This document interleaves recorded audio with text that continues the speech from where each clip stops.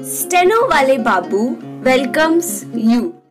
नमस्कार दोस्तों, स्वागत है आपका हमारे YouTube चैनल स्टेनो वाले बाबू में। पिछली क्लास में हमने शॉर्ट ई वॉवेल सीखा था और शॉर्ट फॉर्म्स सीखे थे।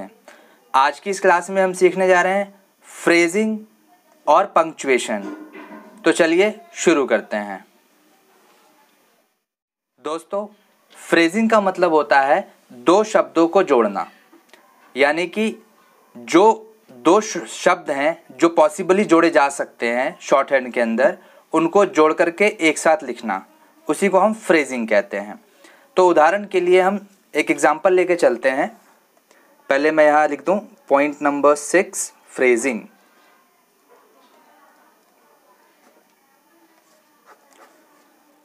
तो एग्जांपल के तौर पे हम लेके चलते हैं टू डू। टू डू जो अगर आप देखें तो टू एक अलग वर्ड है, डू अलग वर्ड है। तो टू ये रहा हमारा और डू यहीं से शुरू कर देते हैं, तो ये दोनों वर्ड मिलकर के एक फ्रेज का काम करेंगे। ठीक है, ऐसे ही जहाँ पे पॉसिबली दो वर्ड जोड़े जा सकते हैं उनको जोड़ करके हम फ्रेज बनाएंगे। जैसे फॉर एग्जांपल ले लेते हैं बट विच।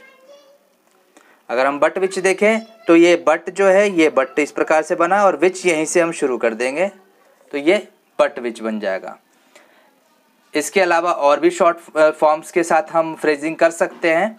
उसके लिए हम यहाँ पर देख रहे हैं कि जो द हम पहले बनाते थे वो द था डॉट द। अगर आपने पिछले क्लास को अगर आपने देखा होगा तो हमने डॉट द की प्रैक्टिस की थी। अब फ्रेजिंग करते वक्त डॉट द बनाना बड़ा मुश्किल होता है, इसीलिए टिक द का इस्तेमाल करते हैं। तो टिक द कैसा बनता है दोस्तों? टिक द जो है टिक की तरह बनता है और फ्रेजिंग करते वक्त अपोजिट डायरेक्शन में बनता है, एक एंगल बनाते हुए। ठीक है, जैसे कि एक एग्जांपल के तौर पे हम समझते हैं टू द। तो टू जो है कुछ इस प्रकार से बनता है और द के लिए जो टिक द है वो अपोजिट डायरेक्शन में एंगल बनाते हुए द लिखेंगे, टू द। बी द जो है, अगर आप बी द देखें तो बी कैसे बनता है दोस्तों? बी ऐसे बनता है गाढ़ा, ठीक है, और द के लिए टिक लगा देंगे अपोजिट डायरेक्शन में एंगल बनाते हुए। ठीक है, डू द अगर देखें तो ठीक उसी प्रकार से हमारा डू शॉर्ट फॉर्म है ये, और द बनाने के लिए इसका अपोजिट डायरेक्शन में ये इधर, यानी जिधर से आपकी फर्स्ट आउटलाइन आ रही है उसके अपोजिट डायरेक्शन में जाना है। ठीक है, और एंगल बनना चाहिए। ज़्यादा बड़ा टिक नहीं निकलना चाहिए, बहुत छोटा टिक निकलना चाहिए। ठीक है, उसके बाद है विच द अगर आप देखें तो विच द में भी हम टिक निकालेंगे अपोजिट डायरेक्शन में एंगल बनाते हुए, विच द। तो ये सारे शॉर्ट फॉर्म के साथ हमने फ्रेजिंग की। वर्ड्स के साथ कैसे होता है, जैसे यहाँ पे देखिए पे द के लिए क्या है?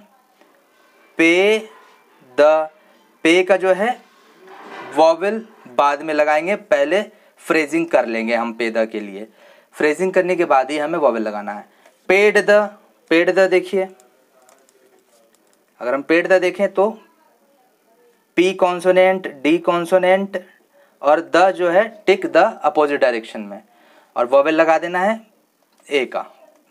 ठीक है, सेकंड प्लेस का जो वॉवेल होता है लगा देना है, पेड द। तो इस प्रकार से फ्रेजिंग बन सकता है। कुछ अपने तरफ से भी आप बनाने की कोशिश कर सकते हैं दोस्तों, और कोई दिक्कत आए बनाने में या समझ में ना आए तो आप हमें पूछ सकते हैं। अगला जो हमारे सामने पॉइंट है, पॉइंट नंबर 7 है, जो कि पंक्चुएशन को लेकर के है।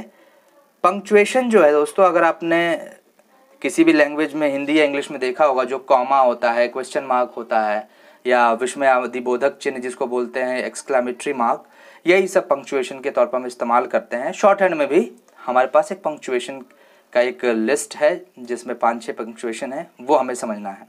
ठीक है, जैसे अगर हम नॉर्मली हिंदी में पंक्चुएशन में पूर्ण विराम देते हैं, इंग्लिश में फुल स्टॉप देते हैं, ऐसे शॉर्ट हैंड में फुल स्टॉप के लिए अगर आपको फुल स्टॉप देना है तो आप फुल स्टॉप क्रॉस करके देंगे, क्योंकि अगर आप फुल स्टॉप नॉर्मली जैसे इंग्लिश में फुल स्टॉप देते हैं वैसे देंगे तो वो द पढ़ा जाएगा।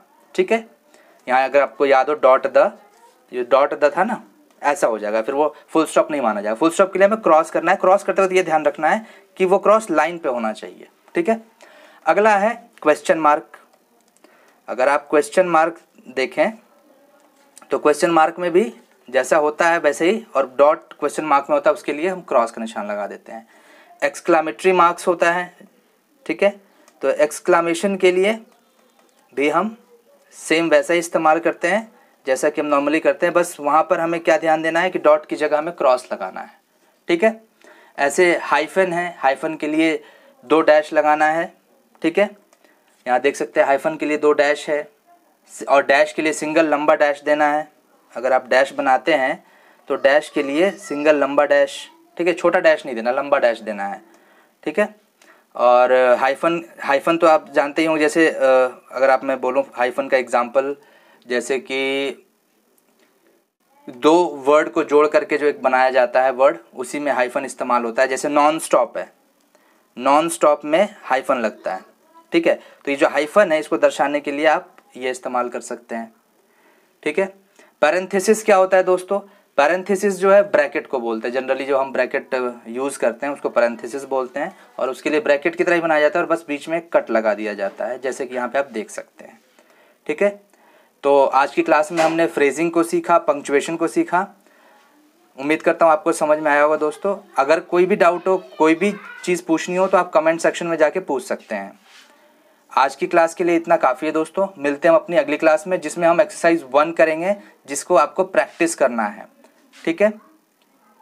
तो प्रैक्टिस करते वक्त ये ध्यान रखना है कि इन वर्ड्स को प्रैक्टिस करना है, फ्रेजिंग वाले वर्ड्स को, पंक्चुएशन को, और एक्सरसाइज जो है प्रैक्टिस करके रखना है आपको कम से कम आधे पेज के लिए, ठीक है, ताकि जब मैं डिक्टेशन बोलूँ अगली क्लास में तो आप उसे सहूलियत से लिख पाएँ। तो ठीक है दोस्तों, मिलते हैं अपनी अगली क्लास में। Thank you. Please like, share and subscribe the channel. Thank you.